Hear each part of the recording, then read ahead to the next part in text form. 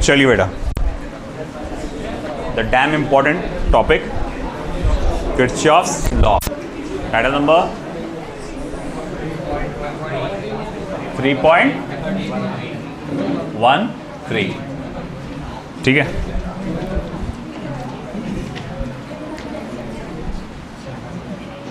Kirchhoff's law, Kirchhoff's law, Kirchhoff's rule, एक ही बात है।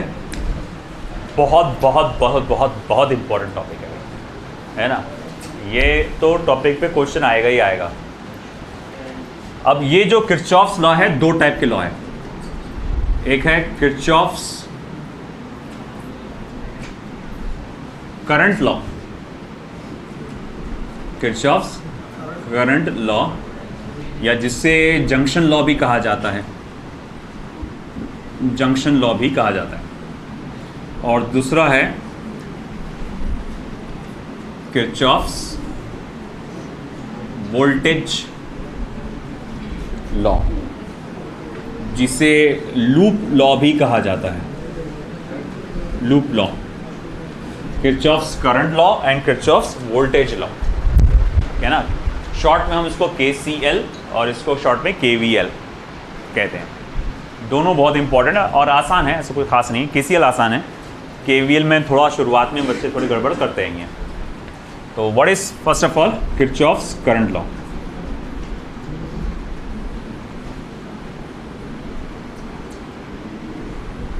किरचॉफ्स करंट लॉ बहुत बेसिक सी बात कहता है वो, किरचॉफ्स करंट लॉ। चलिए दरवाजा बंद कर दें।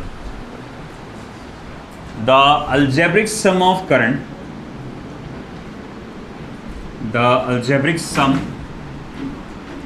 of current entering any junction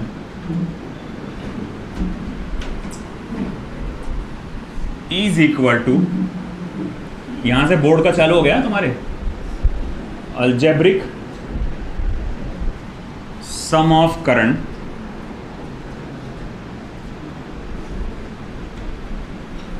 leaving the junction. Algebraic sum of current entering any junction is equals to the algebraic sum of current leaving any junction. ये इसका रूल है, सिंपल सी बात है। जंक्शन बोले तो क्या होता है? जोड़, कई सारे वायर्स एक साथ जुड़े रहते हैं, जहाँ पर तो जुड़ जाते हैं तो उसको बोलते हैं जंक्शन। जैसे अकोला को अपन जंक्शन कहते हैं, अकोला के रेलवे स्टेशन को जंक्शन कहा जाता है, अकोला जंक्शन, भुसावल जंक्शन, है ना। अमरावती जंक्शन नहीं है भाई, हाँ बिल्कुल नहीं, बडनेरा जंक्शन। तो अब ऐसा है कि भैया आप कुछ रेलवे स्टेशन को जंक्शन बोलते हैं, मगर कुछ रेलवे स्टेशन को जंक्शन नहीं बोलते। शेगांव जंक्शन नहीं है, मुर्तज़ापुर जंक्शन नहीं, वो सिर्फ एक रेलवे स्टेशन। उसमें ऐसा क्या है, तो देखो, अगर ये पॉइंट हम लोग कहेंगे कि शेगांव है, यहाँ पर अकोला है, तो एक रेलवे लाइन आ रही है हावड़ा टू मुंबई, हावड़ा टू मुंबई की एक रेलवे लाइन आती है ना। अब मतलब अब बोले तो मुंबई की तरफ जा रहा, शायद पता नहीं एग्जैक्ट मुझे, अप डाउन करके दो रूट्स रहते हैं, एक मुंबई की तरफ जाने वाला और एक आने वाला। खैर, तो ये एक पर्टिकुलर लाइन है ना, जो कि हावड़ा टू मुंबई यानी कोलकाता टू मुंबई की पर्टिकुलर लाइन आ जाती है। अब एक और लाइन आती है जो कि नांदेड़ उस साइड जाती है, नांदेड़ हैदराबाद इस साइड जो जाती है, दूसरी एक लाइन आती है, और कुछ और भी छोटे मोटे गाँव की तरफ जाती है ना। वो मुझे इतना डिटेल नहीं मालूम अपना। तो अब ऐसा है कि देखो, ये रेलवे स्टेशन की क्या खास बात है, ये रेलवे स्टेशन की क्या खास बात है, यहाँ पर अलग अलग रूट्स उससे आके जुड़ जा रहे हैं, तो इसीलिए इसको कहा गया अकोला जंक्शन। मगर शेगांव में सिर्फ एक ही रूट है ना, वो है हावड़ा टू मुंबई। अगर किसी पर्सन को नांदेड़ जाना है तो पहले शेगांव से उसको अकोला जाना पड़ता, फिर वहाँ से कोई रूट दूसरी ट्रेन पकड़ना पड़ता, है ना। मगर वो यहाँ से अकोला वाला बंदा नांदेड़ भी जा सकता, कहीं और दूसरे पे भी हर जगह नहीं जा सकता, मगर काफ़ी जगहों पे जा सकता है, इसीलिए इसको कहा गया है जंक्शन। तो जंक्शन क्या है? रूट्स का जोड़ है ना। तो अब इसी तरह से वायर्स में भी जंक्शन होते हैं। ओके, हम लोग जैसा कि एक ही वायर है हमारे पास मेन सोर्स का आया हुआ, और हम चाहते हैं कि यहाँ से करंट अलग अलग जगह पे सप्लाई करें, तो वहाँ पर वायर को क्या करते हैं, जोड़ देते हैं हम लोग कट मार के, है ना, छिले, है ना, प्लास्टिक टेप लपेट दिया अपना गौरान वे में। तो भाई ये क्या हो गया, जंक्शन हो गया। तो भाई ठीक है ना, इन दैट वे अगर मैं देखूं, जैसे फॉर एग्जांपल कि मेरे पास ये कुछ नेटवर्क दिख रहा है यहाँ पर, okay,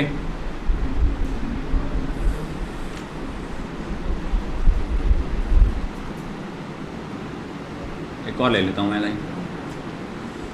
current I1, current I2, current I3, current I4, I5, I6, I7, I8, I9, थोड़ा ज़्यादा ही ले लिया, तो ठीक है।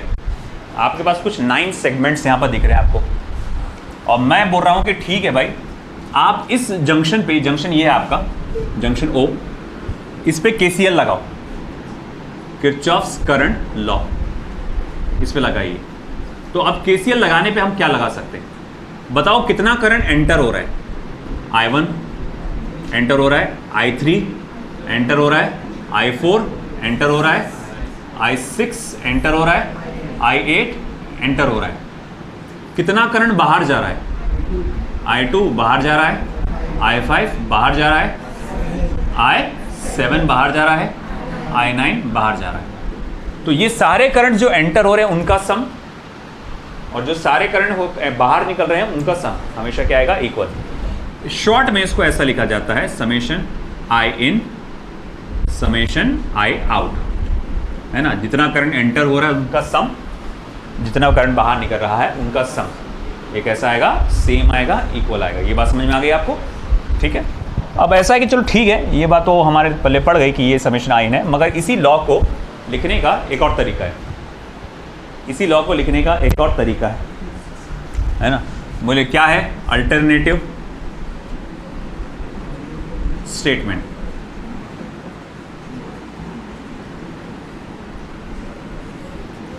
Algebraic sum of current meeting at any junction is 0 considering sign conventions।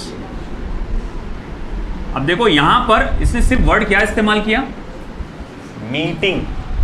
Word क्या इस्तेमाल किया उसने, मीटिंग। उसने ये नहीं बताया कौन एंटर हो रहा कौन बाहर निकल रहा है, सिर्फ उसने वर्ड क्या इस्तेमाल किया, मीटिंग एट एनी जंक्शन। ये सारे के सारे करंट यहीं पे मिल रहे हैं, है ना, मगर उसने साइड में एक छोटा सा हट दे दिया, कंसिडरिंग साइन कन्वेंशन। यानी साइन कन्वेंशन का ख्याल रखना भाई, ऐसी मत कर देना। तो सबको ऐड करना है, 0 इक्वल टू 0 बोलना है, मगर साइन कन्वेंशन के साथ। अब साइन कन्वेंशन क्या कहता है, साइन कन्वेंशन का क्या रूल है, तो देखो साइन कन्वेंशन के रूल क्या है, करंट एंटरिंग द जंक्शन, ये मैं थोड़ा शॉर्ट में लिख रहा, तुमने थोड़ा पूरा लिखना, is taken as positive, current leaving the junction is taken as negative. तो अगर मैं सेकंड रूल इस्तेमाल करना चाहता हूं, मैं चाहता हूं कि सारे करंट्स को ऐड कर डालो और उसे 0 से इक्वेट कर डालो, तो जो करंट आपका एंटर हो रहा है जंक्शन में उसे आप क्या बोलिए, पॉजिटिव, और जो करंट जंक्शन से बाहर निकल रहा है उसे आप क्या बोलिए, निगेटिव। तो भाई ठीक है, लेट्स ट्राई फॉर दैट। मैं अब ये अलग मेथड से ट्राई करके देखता हूँ फिर। तो देखो I1 plus minus I2 plus I3 plus I4 plus minus I5 plus I6 plus minus I7 plus I8 plus minus I9 equals to 0। Okay, of course फिर ये minus plus minus, minus plus minus हो जाएगा, है ना, और फिर minus sign वालों को उधर भेजेंगे आप, फिर आप बोलेंगे घुमा फिरा के वही आ जा रहे आप वापस से, I1 plus I3 plus I4 plus I6 plus हो है ना साइन यहाँ पे, plus I8 is equals to I2 plus I5 plus I7 plus I9, इस तरह से है ना। तो इस तरह से ये आपका वही आ रहा घुमा फिरा के। अगर सेकंड लॉ को मुझे सेकंड जो अल्टरनेटिव लॉ है तो उसको अगर मुझे शॉर्ट में लिखना है तो मैं ऐसे लिखूंगा summation I is equals to 0, है ना, समेशन I इक्वल्स टू 0। मैं ये नहीं बता रहा कि कौन एंटर हो रहा कौन बाहर जा रहा, सिर्फ पूरा करंट का सम 0 होगा जंक्शन पे, है ना। तो ये शॉर्ट में मैथमेटिकल वे में लिखने का तरीका है। ओके, अच्छा एक बात बताओ, तुम बोल रहे हैं कि भाई देखो जितना करंट एंटर हो रहा उतना ही करंट बाहर निकल रहा। अब करंट क्या है? Flow of charges. मान लो एक जंक्शन है, चार्जेस बोले तो क्या होते हैं?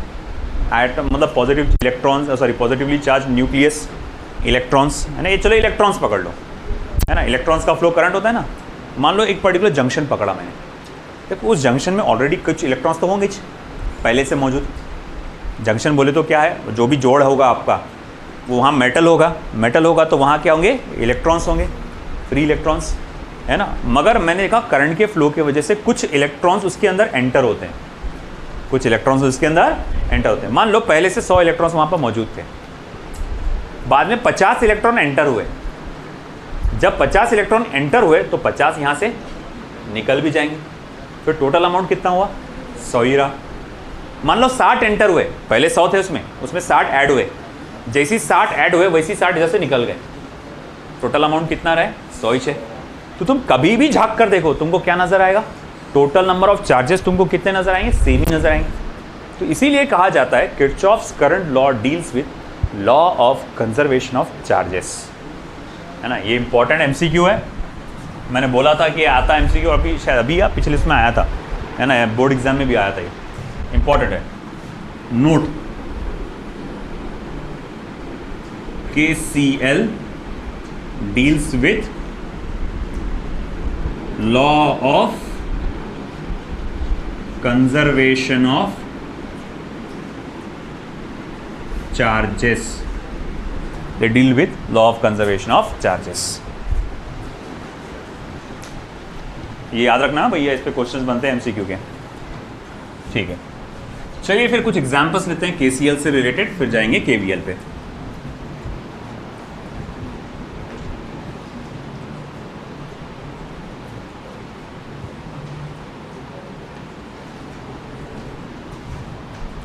ये स्टेट बोर्ड की प्रॉब्लम है पहला।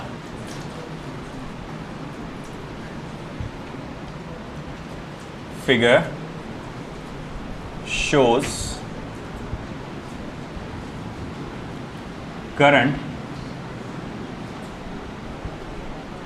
in a part of electric circuit.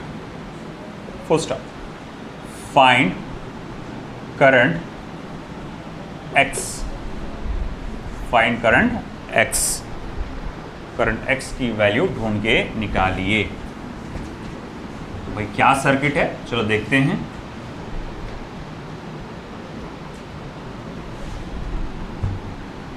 तो मेरे पास एक सिंपल एक सीधा सेगमेंट नजर आ रहा है मुझे। यहां से करंट I1 17 एम्पियर का फ्लो हो रहा है, ठीक है। फिर यहाँ से करंट बाहर निकला 3 एम्पियर का, जिसका नाम I2 है। फिर अब बचा हुआ करंट जो जा रहा है उसका नाम I3 है। फिर यहाँ पर करंट ऐड होता है 2 एम्पियर का, जिसको I4 कहा गया है। फिर उसके बाद ये I5 वैल्यू का करंट जा रहा है। फिर यहाँ से ब्रांचिंग होती है, X is equals to I6 और 9 एम्पियर, या फिर जिसको मैं बोलूँगा I7 is equals to 9 ampere. पता लगाओ।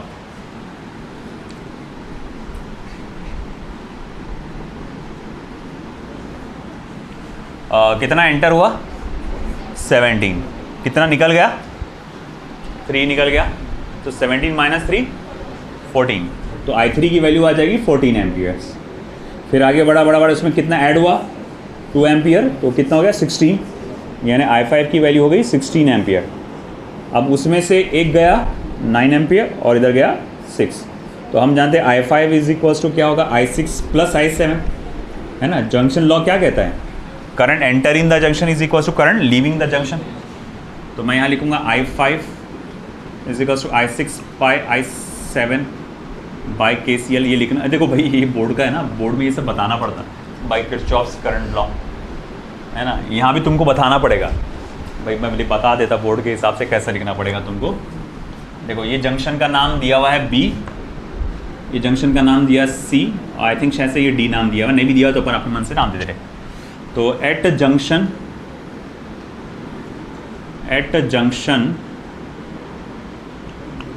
B by KCL, at junction B by KCL, तो I1 is equals to I2 plus I3, I1 is equals to I2 plus I3। तो यानी 17 is equals to 3 plus I3, तो I3 is equals to क्या आएगा, 14 ampere, ठीक है। फिर अब at junction C by KCL, Kirchhoff's current law, तो भाई I3 प्लस I2 नहीं sorry I4 is equals to I5, है ना। I3 एंटर हो रहा, I4 एंटर हो रहा, I5 लीव कर रहा, तो I3 plus I4 is equals to I5। What is I3? 14। What about I4? 2 ampere. I5, तो फिर मैं बोलूँगा देखो I5 is equals to 16 ampere at junction D by KCL, ठीक है। I5 is equals to I6 plus I7। अब I5 कितना है,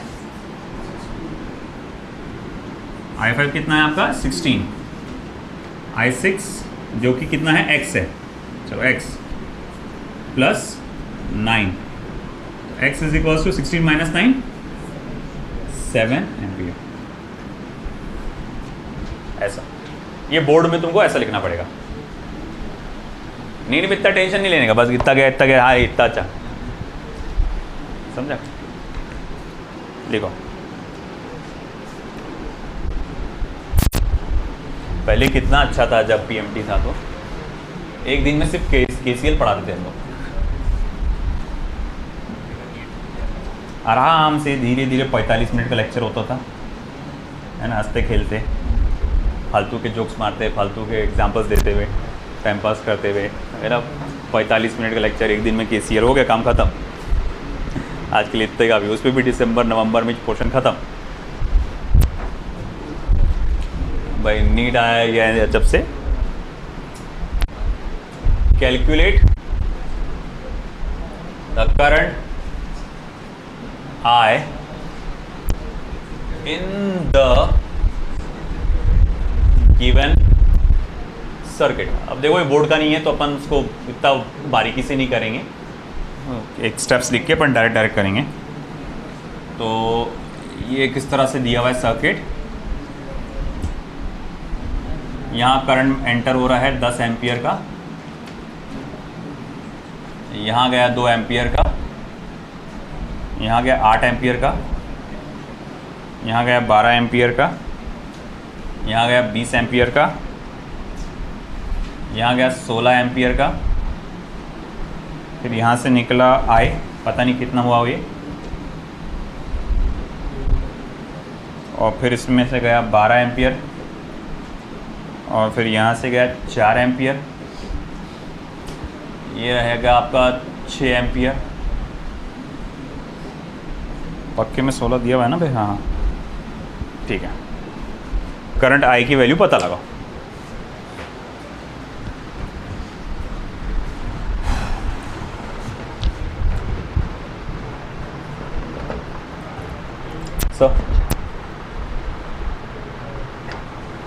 पानी है कैसे, कहाँ है मुझे, कितना आएगा आंसर? 4 एम्पियर, है ना। सिंपल सी बात है, अरे वो इतने उस पर ध्यान देना ही नहीं पड़ता, है ना, यही मिल जाता। 16 एंटर हो रहा, ये जंक्शन है, 16 एंटर हो रहा, 12 बाहर निकल जा रहा, बच्चा रहा कितना 4 एम्पियर खत्म बात। ज़बरदस्ती के इतने तमाशे क्या हो सकते, इतने बड़े बड़े हो दिया। चलो अब एक काम का, इसको तो एक आध दिन सोच रहा ना मैं ज़बरदस्ती यहाँ बिठाऊँ क्लास में।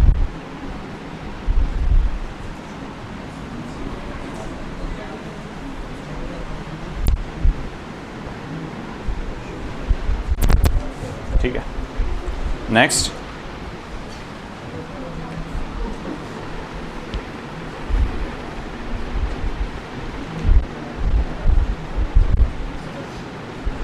for the given circuit, what is the potential at point capital D?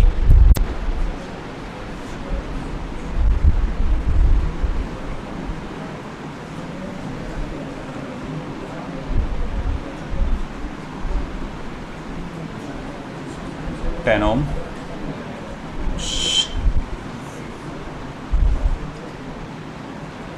20 ओम,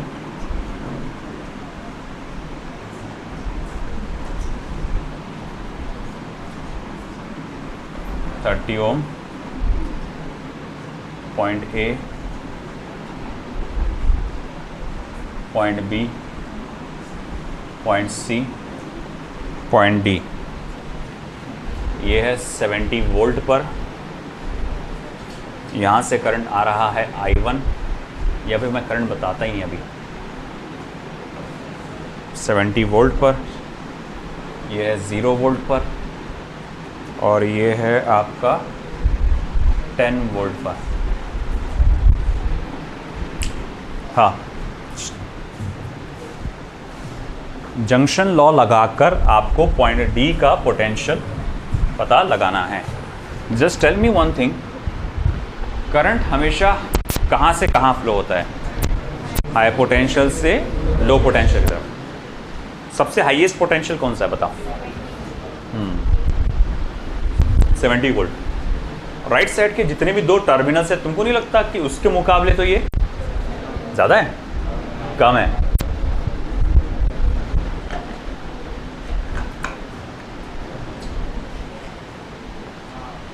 तो मैं बोलूँगा देखो भाई, बात ऐसी है, ये 70 वोल्ट पे है, ये तो 0 पर है और ये 10 पर, तो लाजमी है भैया करंट ऐसा ही फ्लो होगा।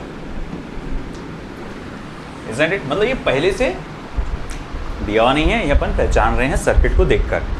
ये हायर पोटेंशियल पे है, ये लोअर पोटेंशियल पे है, तो करंट हायर पोटेंशियल से लोअर पोटेंशियल पे फ्लो होता है। मान लो ये करंट I1 है, ये करंट I2 है और ये करंट I3 है। तो by Kirchhoff's current law, I1 is equals to I2 plus I3। I1 is equals to I2 plus I3। अब I current by Ohm's law, I equals to V by R, where V stands for potential difference. तो भाई by Ohm's law, I1 potential में difference VA minus VD upon resistance 10 is equals to I2 potential में difference VD minus VB upon 20 plus VD minus VC upon 30।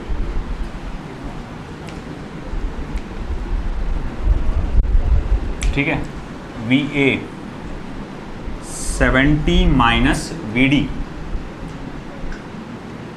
Upon 10, VD minus 0 upon 20 plus VD minus VC यानी कि 10 upon 30। देखो फिर क्या हुआ, 70 minus VD upon 1, VD upon 2 plus V D minus 10/3। देखो यहाँ से 1/10 कॉमन निकलेगा और इधर के 10 से हो जाएगा वो कैंसर, है ना। ये समझ में आया कैलकुलेशन। अब आगे क्या कर सकते हैं, अब चीज़ों को करो क्रॉस मल्टीप्लाई। जैसे इसको मैं क्रॉस मल्टीप्लाई करता हूँ, 70 minus V D 3VD plus 2VD minus 20। 3VD plus 2VD कितना हो जाएगा 5VD, और माइनस 20 इधर आएगा, 70 से ऐड होगा, कितना हो जाएगा 90। अच्छा ये कितना हुआ था 5VD, अरे हाँ अपॉन 6 रह गया, सॉरी अपॉन 6 रह गया, माई मिस्टेक, अपॉन 6 रह गया। करो कैलकुलेशन कितना आ रहा बताओ, 40 आ रहा,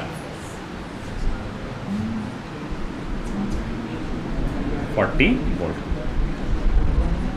VD इक्वल्स टू 40 वोल्ट।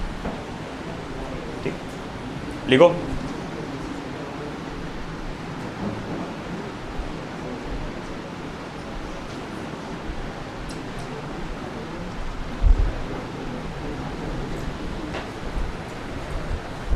एक काम कर फरजान, चलिए अब आगे बढ़ते हैं हम लोग। किरचॉफ्स वोल्टेज लॉ, इसका स्टेटमेंट क्या कहता है, आगे इमरान समझा।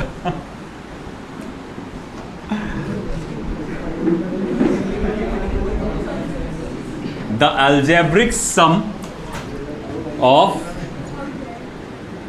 IR ड्रॉप, ब्रैकेट में लिखेंगे हम लोग उसको पोटेंशियल, वैसे पोटेंशियल ही ज़्यादा सही है, in a close loop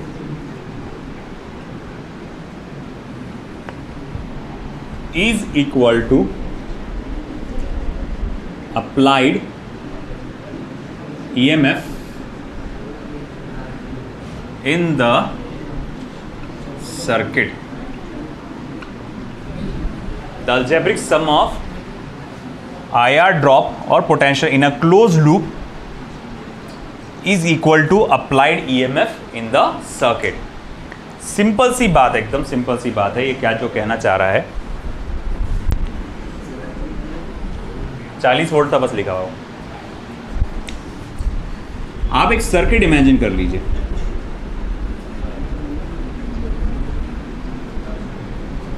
external resistance,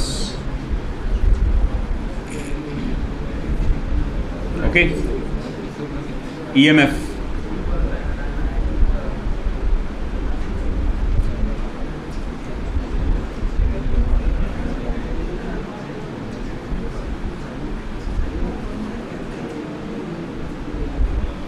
R2। पहले बेसिक वाला लेता हूँ, ठीक है। अब ऐसा देखो, इधर इधर ध्यान दो सब लोग। अब अगर मैं कहूँगा, जो ये स्टेटमेंट क्या कहना चाह रहा है कि देखो, अपन ने याद है, अपन ने जब ये सेल के बारे में पढ़े थे, चार्ज बाहर निकलता पॉजिटिव टर्मिनल से, पूरा सर्किट घूम के आता, एक्सटर्नल सर्किट रेजिस्टर घूम के आता, उसकी एनर्जी में क्या होता, लॉस होता। फिर जब वो वापस पहुंचता, वो देखता जो सेल का नेगेटिव टर्मिनल है वो क्या देखता, उसकी एनर्जी में कितना लॉस हुआ है, और जितने का लॉस हुआ बाहर के सर्किट में उतने का एनर्जी उसको देता। ये लिखा, आराम कर, आराम मत कर, जा घूम फिर क्या है ना, वापस घूम क्या, वापस चक्कर मार क्या। तो भैया हम क्या देखते हैं कि जो सर्किट में जो EMF प्रोवाइड करता, सॉरी सेल जो EMF प्रोवाइड करता, वो कितना EMF प्रोवाइड करता, जितना बाहर के सर्किट में क्या हुआ है, पोटेंशियल का ड्रॉप हुआ है ना। तो जैसे कि मैं कहूँगा, देखो यहाँ कितने रेजिस्टर्स हैं, 2 रेजिस्टर्स है। रेजिस्टर्स होते हैं रिस्पॉन्सिबल पोटेंशियल में ड्रॉप क्रिएट करने के लिए। तो पोटेंशियल में ड्रॉप कितनी बार आएगा, 2 बार आएगा। अच्छा कितने सेल्स हैं, 2, तो ये दोनों सेल्स उसको क्या करेंगे, प्रोवाइड करेंगे EMF। तो मैं बोलूँगा ठीक है भाई, तो बाय दिस आपकी Kirchhoff's rule, E net is equals to V net, यानी E1 plus E2 is equals to IR1 plus IR2, है ना। ये हमारे पास इक्वेशन। आप चाहे तो आगे जाके इसको ऐसा भी लिख सकते हैं, I कॉमन निकालो, R1 प्लस R2, ठीक है। मगर देखो ठीक है, ये तो एक आपका लॉ है, बोर्ड एग्जाम में लिखने के हिसाब से अच्छा है ये भी, बट जैसे कि KCL का एक अल्टरनेटिव लॉ था, KVL का भी एक अल्टरनेटिव लॉ है, और वो ज़्यादा बेटर है आपके इस फर्स्ट लॉ से, क्योंकि जो उसमें साइन कन्वेंशंस आते हैं वो हमको ज़्यादा मदद करते हैं। कैसे?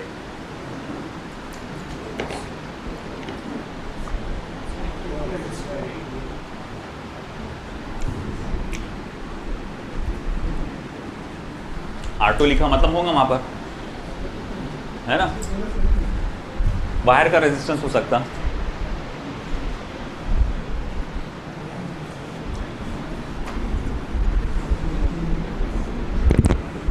देखो alternative law,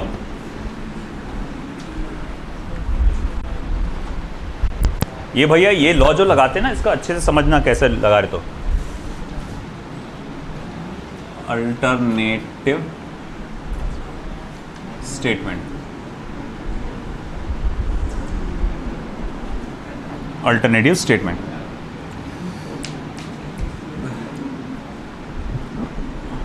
the algebraic sum of applied EMF and potential drop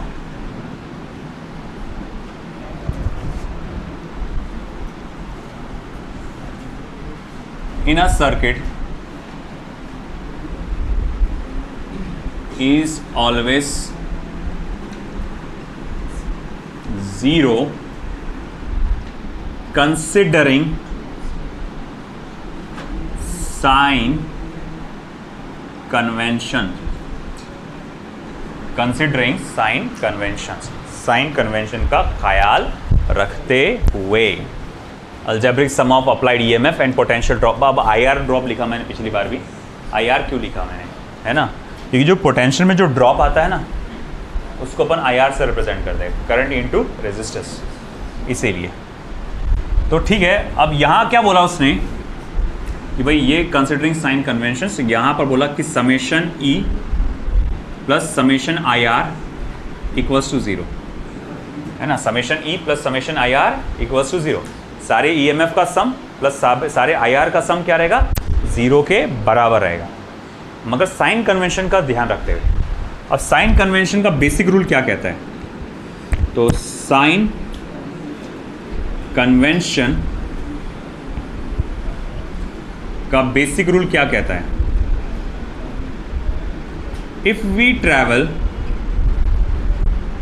from high potential, if we travel from high potential to low potential,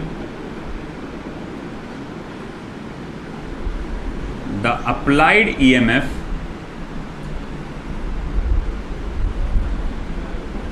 and potential drop is negative, whereas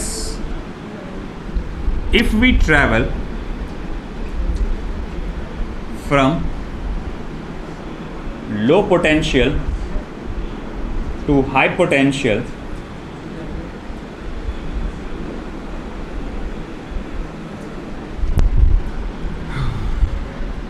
the applied EMF and potential drop are taken as positive। देखो ये क्या बोल रहे हैं, अगर आप high से लो की तरफ जाते हैं, हाई पोटेंशियल से लो पोटेंशियल की तरफ ट्रैवल करते हैं, तो IR ड्रॉप यानी, ये बहुत ध्यान से सुनना है, बहुत ध्यान से।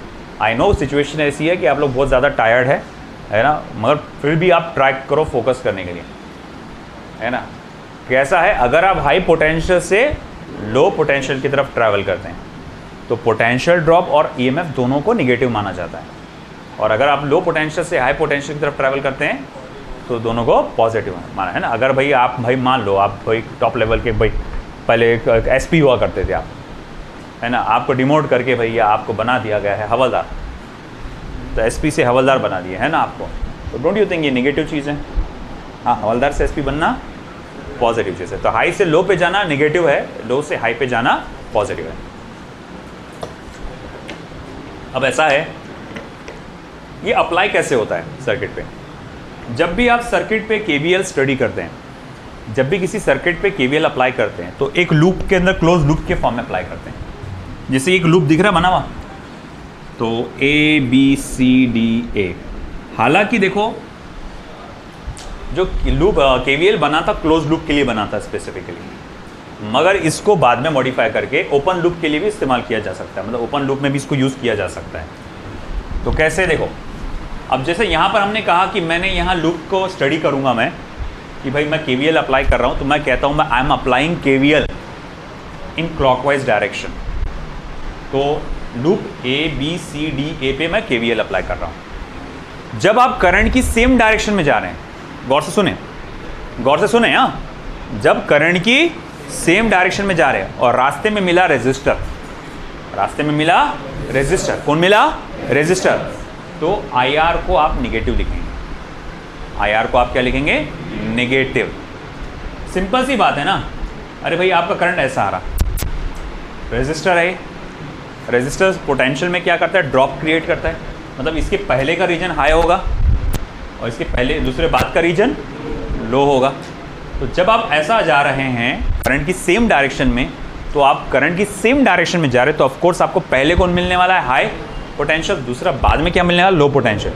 तो दैट्स वाई आप पोटेंशियल में ड्रॉप आपको नेगेटिव मिलेगा। वहीं अगर आप करंट की ऑपोजिट डायरेक्शन में ट्रैवल कर रहे हैं, गौर से सुने, अगर आप ट्रैवल कर रहे हैं करंट के ऑपोजिट डायरेक्शन में और आपको रास्ते में मिला रेजिस्टर, आपको रास्ते में मिला रेजिस्टर, कौन मिला? रेजिस्टर। तो अब आप आई आर को पॉजिटिव लिखेंगे। करंट की सेम डायरेक्शन नेगेटिव, करंट की ऑपोजिट डायरेक्शन पॉजिटिव। फिर आप देखो, मैं सर्किट में जा रहा हूँ, रेजिस्टर 2 बार मिल गया, 2 बार आई आर की वैल्यू लिख दिया मैंने। अब फिर रास्ते में मुझे मिला सेल, रास्ते में मिला मुझे सेल। सेल में होती है एक बड़ी डंडी, एक होती है छोटी डंडी। बड़ी डंडी क्या इंडिकेट करती है? हाई पोटेंशियल, है ना, और छोटी वाली डंडी लो पोटेंशियल। तो अगर मैं यहाँ से ऐसा जा रहा हूँ जिसमें लो पोटेंशियल से हाई पोटेंशियल पे मिल रहा है, तो मैं ईएमएफ को क्या लिखूँगा? पॉजिटिव। और अगर कहीं मैं सर्किट में ट्रैवल करते वक्त, है ना, मैं सर्किट में ट्रैवल कर रहा हूँ और ये ऐसा आ गया, तो मैं हाई पोटेंशियल से लो पोटेंशियल की तरफ ट्रैवल कर रहा हूँ और ईएमएफ क्या होगा? नेगेटिव। फिलहाल मैं यहाँ लिखूँगा बाय अप्लाइंग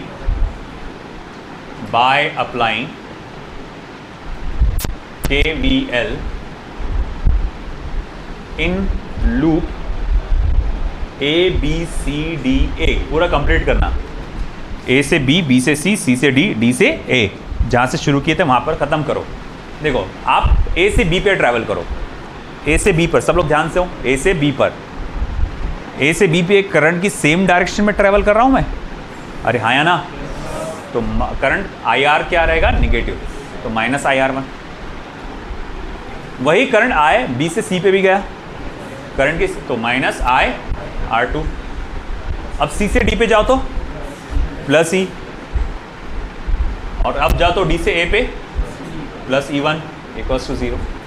फिर आप क्या करो? E1 प्लस E2 को इधर रहने दो, इन दोनों को इधर ट्रांसफर करो, IR1 प्लस IR2। ठीक है, तो ये प्रॉपर तरीका है जिससे आप कैलकुलेट कर सकते हो। कुछ लोग उसका उल्टा यूज़ करते हैं, जैसे IITians अक्सर मैंने देखा है, वो लोग उल्टा यूज़ करते हैं।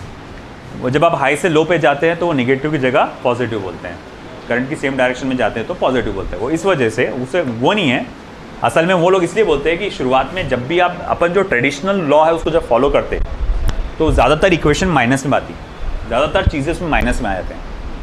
किसी भी सर्किट में एक आध सेल रहेगा और बहुत सारे रेजिस्टर्स रहते हैं। जब सर्किट पे ये केवीएल अप्लाई किया जाता है तो बहुत सारे रेजिस्टर्स रहते हैं, तो बहुत सारे टर्म्स नेगेटिव में आ जाते हैं। तो बहुत सारे नेगेटिव में आने की वजह से कई लोगों को कन्फ्यूजन होता है, कैलकुलेशन में एरर होने के चांसेस बढ़ जाते हैं।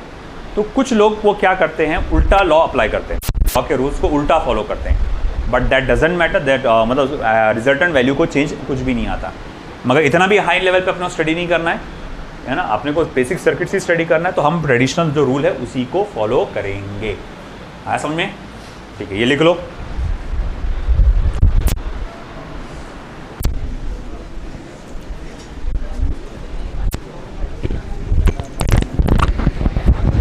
तो चलिए अब यहाँ पर केवीएल से रिलेटेड हम लोग न्यूमेरिकल्स से स्टार्ट करते हैं, एमसीक्यूज एंड न्यूमेरिकल्स। तो देखिए यहाँ पे एक आपको सर्किट बताना रह गया ना, पता सर्किट रह गया बताना। तो यहाँ एक क्वेश्चन आपको दिया है मैंने, जिसका सर्किट कुछ इस तरह से रहेगा।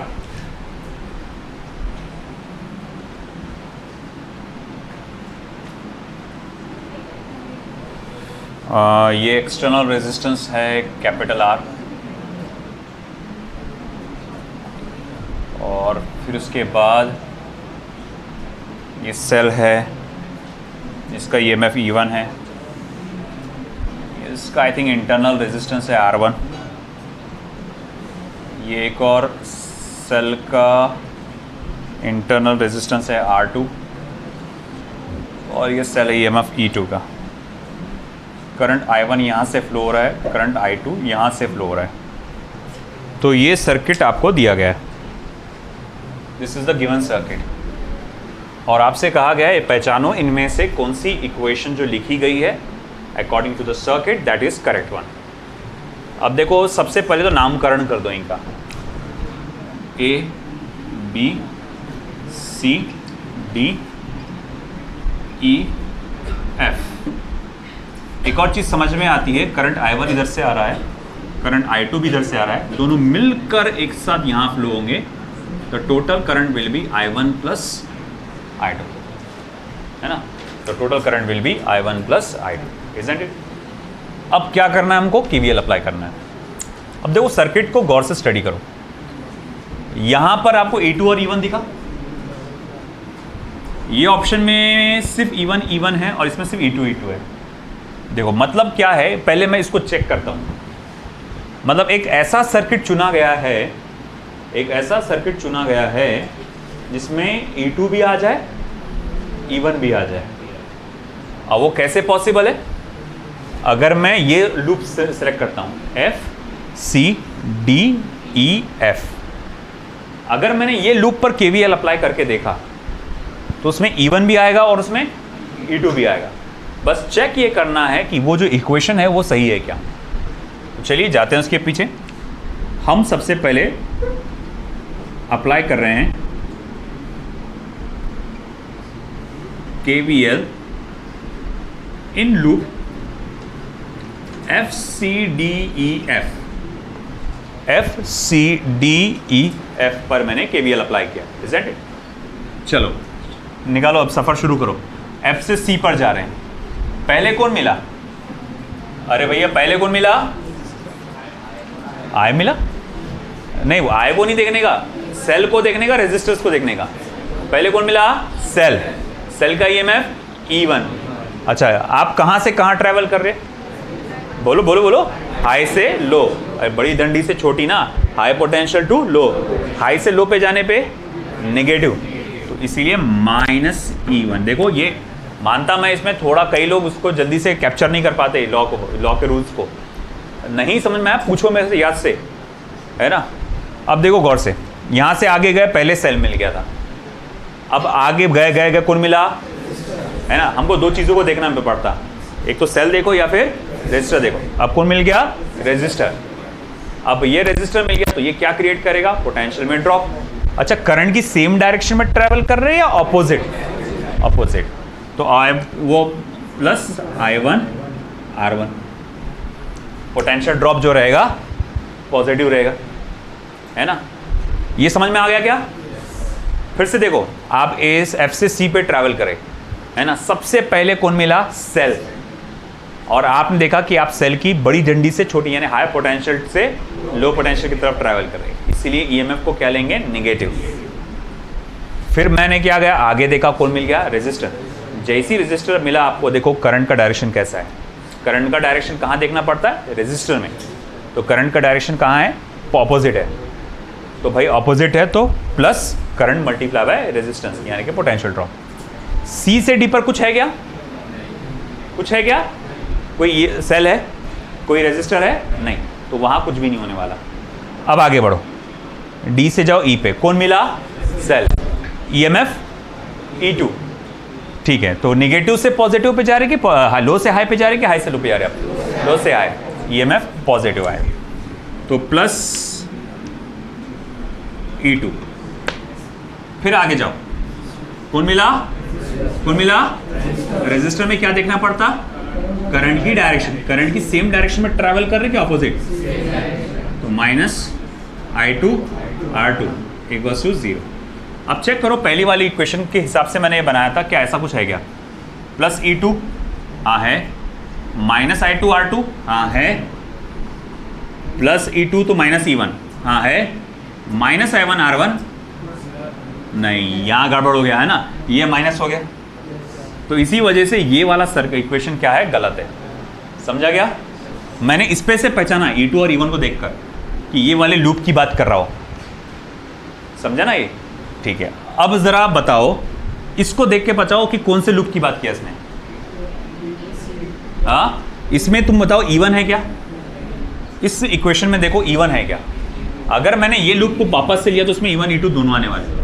अगर सिर्फ ऊपर वाले लूप को लूंगा मैं तो उसमें सिर्फ E1 आएगा, E2 नहीं आएगा। मगर मुझे यहाँ क्या चाहिए? सिर्फ E2 चाहिए। तो आप ऊपर वाला लूप लो ऐसा, तो A B D E A है ना। चलो अप्लाई करते, apply KVL in loop A B D E A। Ready? चलो A से B की तरफ चलो। करंट की सेम या ऑपोजिट? रास्ते में कौन मिला? रेजिस्टर। और करंट की सेम डायरेक्शन, मतलब minus I1 plus I2 into R। B से D पे कुछ मिला? कुछ नहीं मिला। आगे बढ़ो, D से E पर सेल मिल गया, और नेगेटिव से पॉजिटिव, लो से हाई पे जा रहे ना अपन, तो प्लस E2। और आगे करंट की सेम डायरेक्शन फिर से माइनस I2 R2।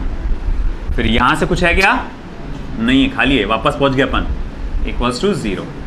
अब यहां देखो, चेक करो, माइनस देखो, सबसे पहले माइनस E2 नहीं यार, वहां तो प्लस E2 है। Minus I1 plus I2 into capital R। देखो जब ये माइनस था, जब ये माइनस था, ये प्लस आना चाहिए। ये माइनस है, जब ये माइनस है तो एक्चुअल इक्वेशन के हिसाब से यहाँ क्या आना चाहिए? प्लस। मगर इसने क्या दे दिया? माइनस।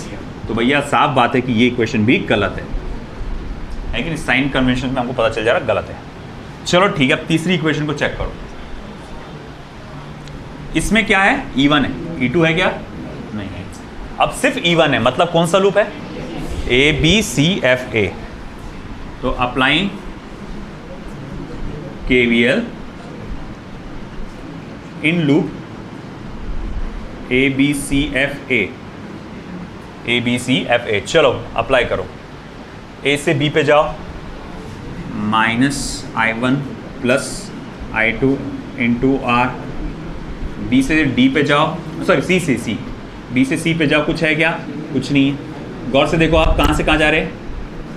C से F। अरे A से B पे चले गए, B से C पे चले गए, C से F पर जाओ। अब देखो रास्ते में कौन मिला? रेजिस्टर। सेम डायरेक्शन या अपोजिट? सेम। तो माइनस I1 R1। फिर कौन मिल गया? सेल। कहां से कहां जा रहे हैं आप? Equals to 0।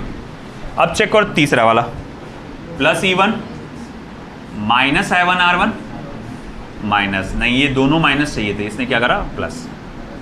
अब चलो चौथे वाले को देखो, plus E1 minus I1 plus I2 into R minus I1 R1। ये सही है ना?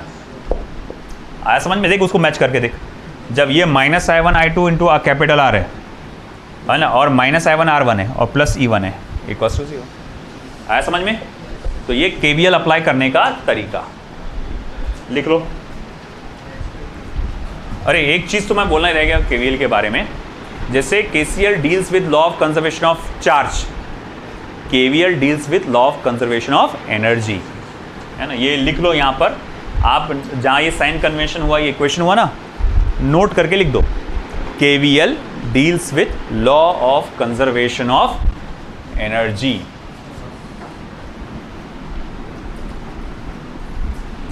KVL deals with law of conservation of energy.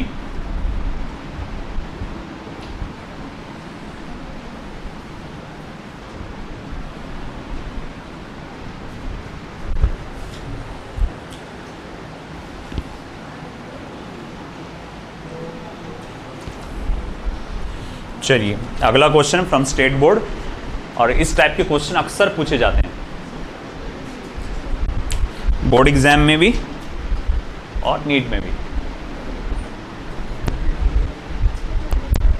A battery of EMF 4 volt and internal resistance 1 ohm is connected in parallel with another battery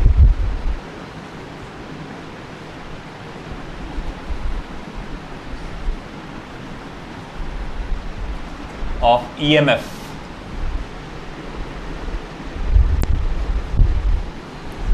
1 volt and internal resistance 1 ohm with like poles joined together,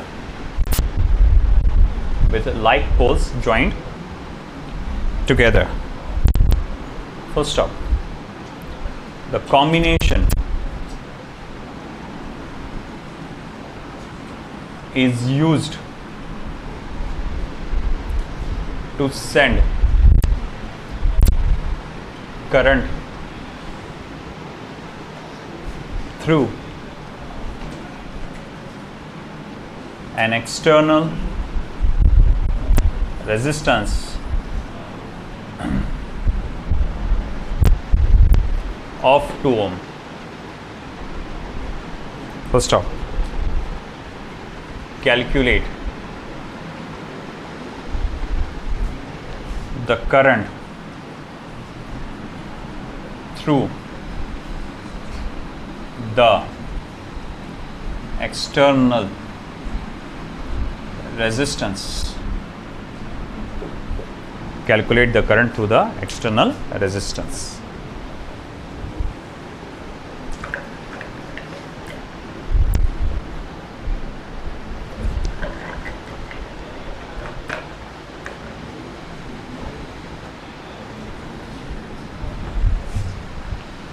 question में जो data दिया है, सबसे पहला काम उस data की मदद से आपको सर्किट डिजाइन करना पड़ेगा. पूरा अच्छे से पढ़ो. कितना दिया? A battery of EMF 4 volt and internal resistance 1 ohm is connected in parallel with another battery of EMF 1 volt and internal resistance 1 ohm. ठीक है, तो देखो ये battery of EMF 4 volt, internal resistance 1 ohm, इसको पैरेलल में connect किया गया है अनदर बैटरी के साथ of EMF 1 volt and internal resistance 1 ohm with like poles join together. बिल्कुल सही, लाइक पोल्स आपस में जुड़े हुए हैं. पॉजिटिव पॉजिटिव, नेगेटिव नेगेटिव आपस में जुड़े हुए हैं. Isn't it? ओके, फर्दर आगे क्या दिया है? The combination is use to send a current. ये पूरा कॉम्बिनेशन जो है वो क्या कर रहा है?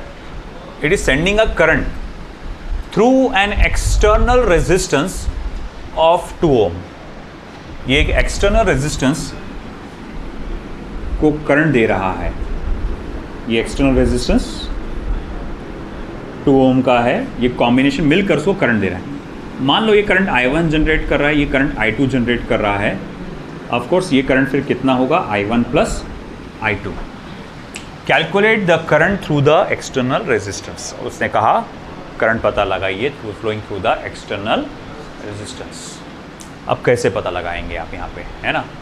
देखो ये लूप जो है जो मैंने डिज़ाइन किया उसको और अलग अलग तरीके से डिज़ाइन कर सकते हैं आप। ये ऐसा भी इसको ऐसा भी डिज़ाइन किया जा सकता है ना। आप इसको आप ऐसा भी डिज़ाइन कर सकते हैं ना, यहाँ सेल लगा दो, यहाँ एक्सटर्नल रेजिस्टेंस, यहाँ सेल लगा दो, यहाँ एक्सटर्नल रेजिस्टेंस। सबका मीनिंग एक ही है, सबका मीनिंग एक है, अलग अलग नहीं है। मान लो कोई ये एग्जैक्ट ये प्रॉब्लम दे डाला उसने, बस ये डिज़ाइन कुछ ऐसी बना के दे दिया और तुम अटक देंगे अरे बाबा ये क्या चीज़ है, ये तो कुछ अलग ही सर्किट दिख रहा है, सर ने तो ऐसा कुछ बना के दिया। अरे एक ही चीज़ भाई, लॉजिक लगाओ। ये वायर यहाँ से निकला है ना, दोनों के जंक्शन, दोनों का जोड़ है ना यहाँ पे, तो ये भी तो दोनों का जोड़ है ना, ये भी तो दोनों का जोड़ है, ठीक है। तो चलो अब खैर ये तो हो गया सर्किट के बारे में। अब सवाल हुआ केवीएल लगा के हमको स्टडी करना है कि भैया कहाँ से कैसा करंट फ्लो होगा। थोड़ा जगह ज़्यादा घेर लिया इसने, हमारे नीचे लिखने के काम में आएगा। तो भैया मैं इसको ऐसा लिख देता हूँ, 2 ओम I1 प्लस I2, ठीक है। सबसे पहले आपने जब सर्किट डिज़ाइन कर लिया, हो गया पहला काम। दूसरा काम नामकरण कर दीजिए इसका, है ना। यहाँ से शुरू करते हैं अपन, चलो A B C D E F, है ना। इस तरह से आपने इसका नामकरण कर दिया। अब ऐसा है कोई भी दो लूप, अपनी मर्जी से कोई भी दो लूप में केवीएल लगाओ, कोई भी दो लूप। मेरा फेवरेट ऐसा है कि मैं क्या करता हूँ, ऐसा सर्किट चुनता हूँ कि उसमें एक बार सेल और एक बार एक्सटर्नल रेजिस्टेंस आ जाए, एक बार सेल आ जाए और एक बार एक्सटर्नल रेजिस्टेंस आ जाए। वो कैसे पॉसिबल है? अगर मैंने चुना A B D E A, A B D E A, तो ये आ गया सेल और ये आ गया। अगली बार क्या चुनूंगा मैं? F C D E F। ऐसा सुने तो ज़्यादा अच्छा रहेगा, उसमें ज़्यादा आसानी से आ जाएगा, ठीक है। चलो शुरू करते हैं सॉल्यूशन। अब हमसे I1 प्लस I2 पूछा तो हमको I1 भी निकालना पड़ेगा, I2 भी निकालना पड़ेगा। बाय KVL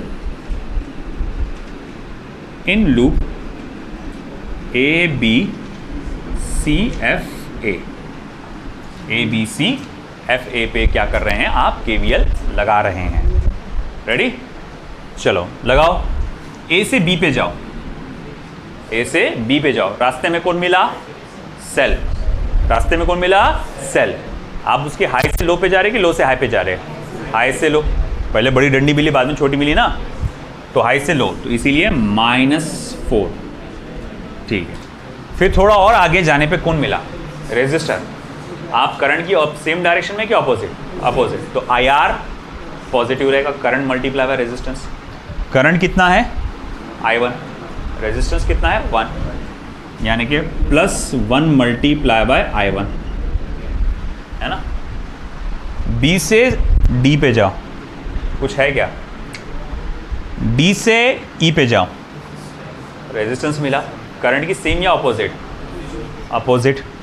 तो इसीलिए +2 multiply by I1 plus I2। अब E से A पे जाओ, कुछ मिला क्या? जहाँ से शुरू किए थे वहीं पहुँच गए। Circuit complete equals to 0। अब इसको पूरा करो, -4 को उधर भेजेंगे, 1 इंटू I1 +2 I1 +2 I2 और -4 को उधर भेजा, +4। ये हो गया आपका 3 I1 +2 I2 equals to 4। Equation number 1। तो हमारे पास एक लीनियर इक्वेशन बन गई यहाँ पर I1 और I2 के फॉर्म में, है ना, जिसकी वैल्यू यहाँ पर 4 करके दिया हुआ है। अब जैसा KVL आपने स्टडी करे ABCFA के लिए, वैसे ही KVL आप अप्लाई करेंगे दूसरे लूप के लिए। ABDF, मैंने अच्छा C लिख दिया क्या? सॉरी, मैंने गलत लिख दिया नाम, ABDEA है, माई मिस्टेक। ABDEA, मैंने गलती से FCF वाला लिख दिया पार्ट। चलिए अब आप अगला लूप पकड़िए जिसमें एक बार सेल एक बार एक्सटर्नल रेजिस्टेंस आता हो। That means which one? FCDEF। तो मैं यहाँ लिखूंगा by applying KVL in loop FCDEF। चलिए चलो F से C, पहले कौन मिला? सेल। सेल का EMF 1 वोल्ट, तो -1 क्योंकि मैं हाई से लो पे गया। फिर बाद में कौन मिला? रेजिस्टेंस, वैल्यू 1 ओम, उसमें कितना करंट फ्लो हो रहा? I2। सेम या अपोजिट? अपोजिट, तो +1 मल्टीप्लाई बाय I2। C से D पर गया, कोई मिला? कोई नहीं मिला। D से E पर जाओ, कौन मिला? रेजिस्टर। रेजिस्टर की सेम या अपोजिट? अपोजिट, तो +2 multiply by I1 plus I2।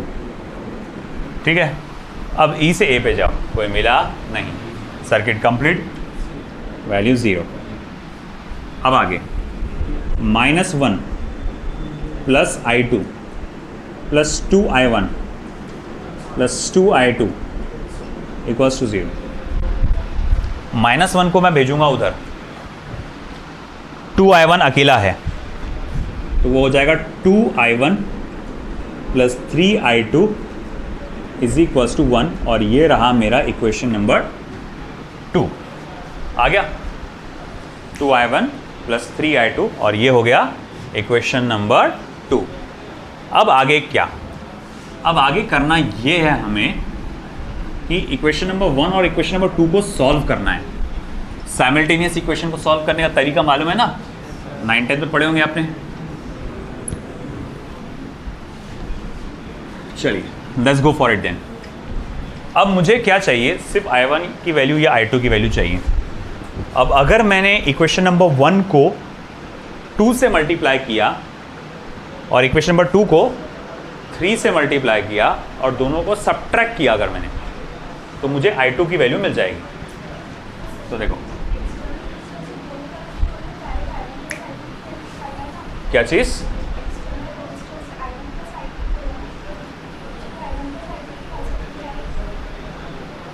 हाँ, तो I1 प्लस I2 डायरेक्ट कैसे निकलेगा? अच्छा हाँ, that's a very good one. दोनों इक्वेशंस को अगर ऐड कर दिए, है ना, अपने को I1 प्लस I2 चाहिए, तो अगर दोनों इक्वेशंस को ऐड कर दिए, इक्वेशन नंबर 1 और इक्वेशन नंबर 2 को अगर मैंने ऐड कर दिया, तो 3I1 plus 2I2 plus 2I1 plus 3I2 is equals to 4 plus 1, ये हो जाएगा 5I1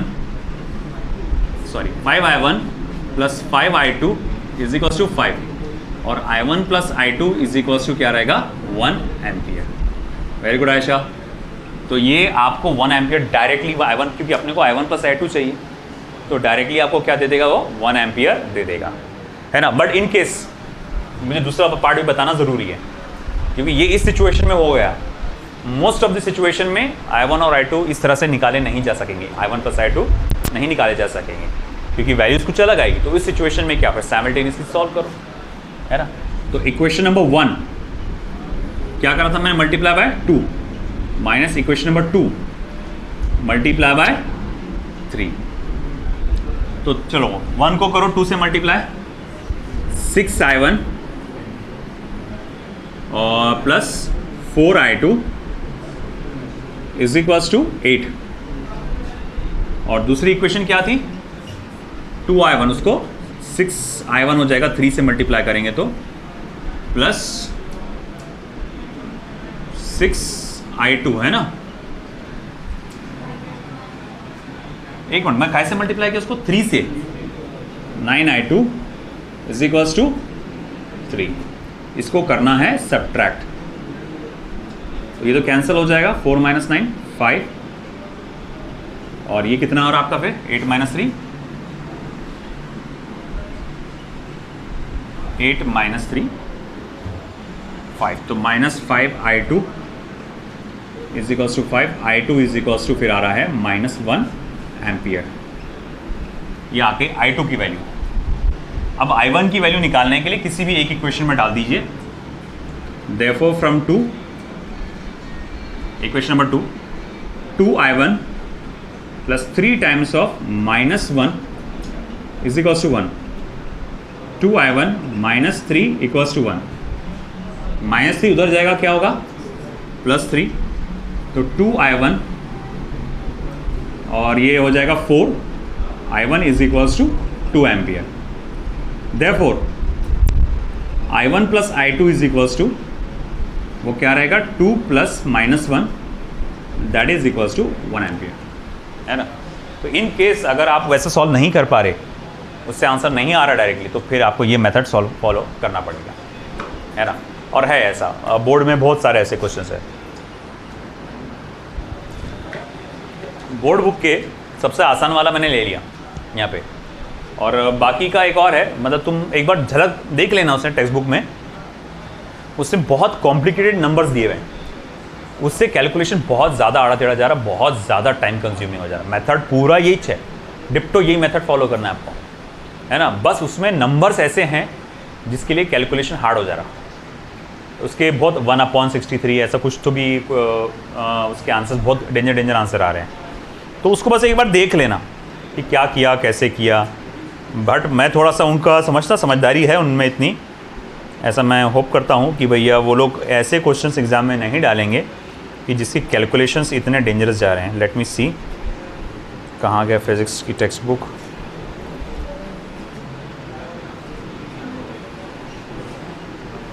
आई होप सो। ये देखो, अब इसमें i1 की जो वैल्यू आई है -1 पॉइंट, देखो जो रेशियो आया था वो कुछ आया था 2 × 85/38 - 6, इसका कैलकुलेशन आया था -1.526 एम्पियर। फिर i2 आया था 2.237, जो कुल मिला के 0.711 करके आया था। तो ये थोड़े कॉम्प्लिकेटेड इसके वो है दिए हुए, मगर एक बार बस देख लेना सरसरी तौर पे, देखना याद से देखना, नहीं तो बोर्ड एग्जाम में अटकेंगे तुम अगर आगे गलती से क्वेश्चन था ये। बट मुझे जहाँ तक लगता है अगर वो दिए तो शायद यही क्वेश्चन डालेंगे। ये क्वेश्चन, ये सॉल्व एग्जाम्पल्स है, पेज नंबर 216 216 है ना। क्वेश्चन आप चैप्टर खोलो, आपको मिल जाएगा वो, है ना। 216 पे है आपका इस तरह से, ठीक है। उसको एक बार देख लेना, उस पर ज़्यादा टाइम वेस्ट नहीं करना। चलिए नेक्स्ट। नहीं कल नहीं, 12:35 हो गए सारा। कल व्हीटस्टोन्स ब्रिज भी है लेने का, टाइम नहीं मिलेगा इतना कल। व्हीटस्टोन्स ब्रिज, आज का दिन कौन सा है? Wednesday, Thursday Wheatstone's bridge, Friday Wheatstone's metre bridge, और Saturday potentiometer. Cut to cut चल रहा है अपन पूरा, कट टू कट पूरा। एक दिन भी उसमें अपन वेस्ट करेंगे तो, क्योंकि मेरा टारगेट आज का ये था कि व्हीटस्टोन्स ब्रिज लेकर थोड़ा सा कल व्हीटस्टोन्स ब्रिज के साथ थोड़ा सा व्हीटस्टोन्स मीटर ब्रिज भी ले लूँ मैं कल, ऐसा टारगेट था। केवीएल के अभी 3-4 प्रॉब्लम बाकी है अभी, एक काम करते देखते, क्योंकि 12:35 भी हो गए, सर भी आ गए। कल देखते, कल एक्स्ट्रा टाइम मांग लेता सर से मैं, या एक काम करूँगा स्प्लिट्स में एक आध मुझे लेना पड़ेगा सेशन।